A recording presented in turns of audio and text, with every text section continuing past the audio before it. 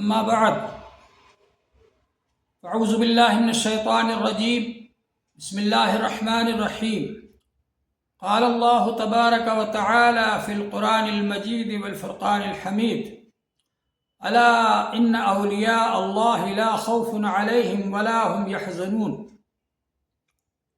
محترم حضرات، حضرت شیخ عبد القادر جیلانی رحمۃ اللہ علیہ بڑے اولیاء کرام میں سے ہیں اور ان کو اللہ جل شانہ نے بہت بڑا درجہ اور مرتبہ عطا فرمایا ہے۔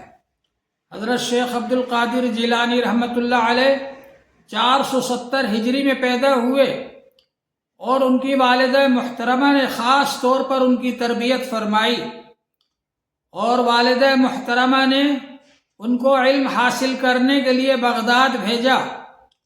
راستے میں جس قافلے کے ساتھ وہ جا رہے تھے اس قافلے پر ڈاکوؤں نے حملہ کر دیا۔ ڈاکوؤں نے سب لوگوں کا مال لوٹ لیا اور آخر میں حضرت شیخ عبد القادر جیلانی رحمۃ اللہ علیہ جو اس وقت بہت کم عمر تھے، ان کے پاس وہ لوگ آئے اور انہوں نے آ کر کے کہا کہ لڑکے تیرے پاس کیا ہے؟ تو حضرت شیخ عبد القادر جیلانی رحمۃ اللہ علیہ نے کہا میرے پاس 40 دینار ہیں۔ کہاں ہیں؟ کہا گیا بغل میں میری والدہ نے سی دیے ہیں۔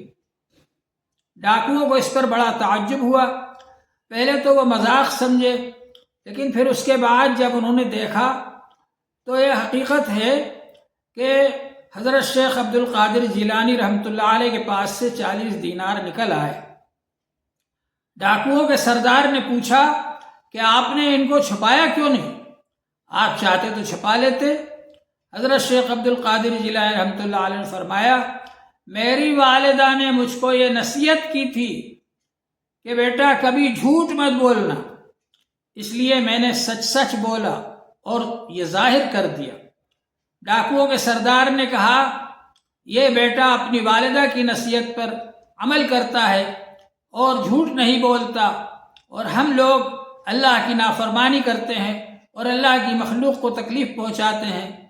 توبہ کر لی ڈاکوؤں کے سردار نے اور سب ڈاکوؤں نے توبہ کر لی۔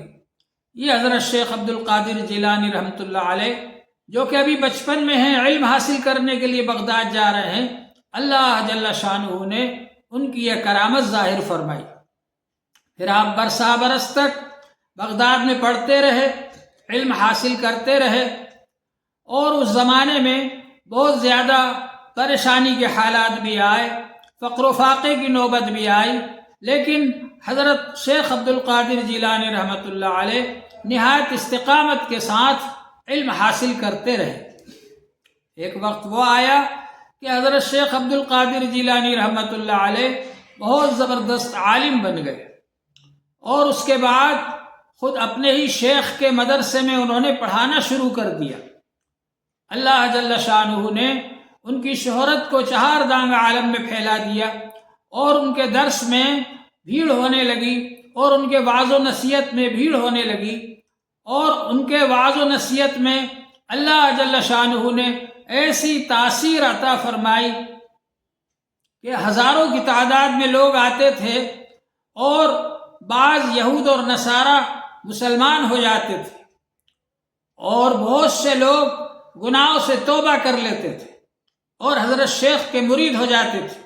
اللہ جل شانہ نے ان کے وعظ اور نصیحت میں بڑی تاثیر رکھی تھی، اور وہ خالص توحید کا وعظ فرماتے تھے، حضور پاک صلی اللہ علیہ وآلہ وسلم کی سنتوں کے اتباع کا وعظ فرماتے تھے، اور اس طرح سے یہ سلسلہ چلتا رہا۔ حضرت شیخ عبد القادر جیلانی رحمۃ اللہ علیہ بہت زبردست عالم بھی تھے اور بہت بڑے ولی بھی تھے، تمام اولیاء کرام کے اس زمانے میں سردار تھے۔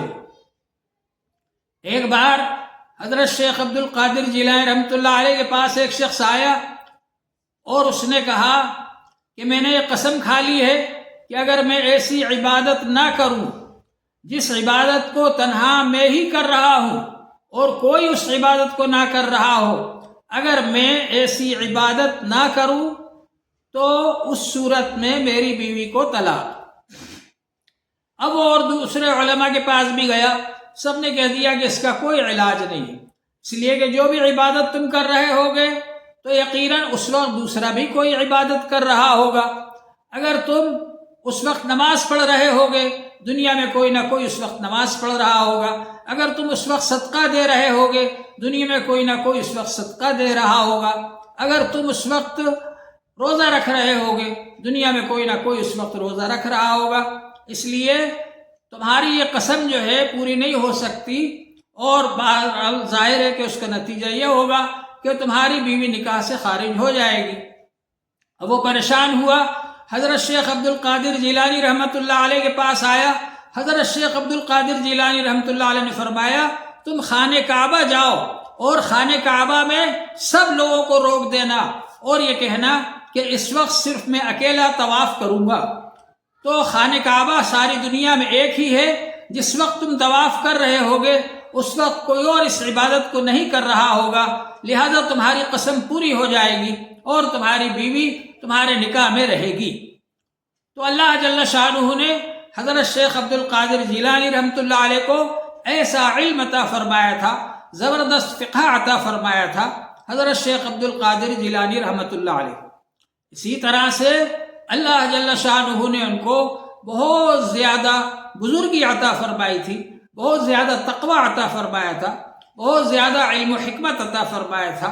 اور اللہ جل شانہ نے حضرت شیخ عبد القادر جیلانی رحمۃ اللہ علیہ کو عرصہ دراز تک ان کے ذریعے سے بہت ساری خدمتیں ہوئیں. ہزاروں آدمی حضرت شیخ عبد القادر جیلانی رحمۃ اللہ علیہ کا وعظ و نصیحت سن کر مسلمان ہو گئے، اور 1,00,000 سے زیادہ آدمی گناہوں سے بچنے لگے اور نیک بن گئے اور حرام کاریوں سے انہوں نے توبہ کر لی.